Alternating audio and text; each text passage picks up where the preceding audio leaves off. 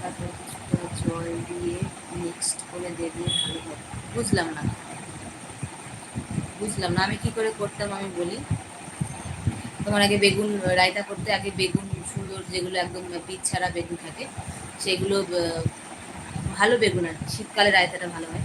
তো ওই বেগুনটাকে প্রথমে ভাজবে, যেরকম আমরা নর্মালি ভাজি ওরকম ভাজবে, ভেজে তুলে রাখলে তারপরে শশাটা তো মেন, শশা কাটলে যেরকম করে শশা কাটে ওই কুচি কুচি করে, মুড়ি দিয়ে যেরকম খায় ওরকম করে কুচি কুচি করে কেটে তারপরে ওই শশার মধ্যে তোমার ওই ইয়েগুলোকে, ভেজে রাখা বেগুনগুলোকে চটকে শশার মধ্যে দিয়ে দিতে হবে।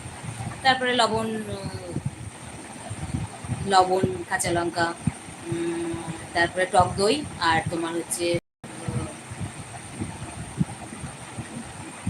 আর কি, না আর কিছু না। ও তো বেগুন, বেগুন ভাজাটা দিয়ে দিলে, তারপরে শশা, তারপরে কাঁচা লঙ্কা, লবণ, টক দই দিয়ে ভালো করে মাখতে হবে। কমপ্লিট রায়তা, তাই তো দেব?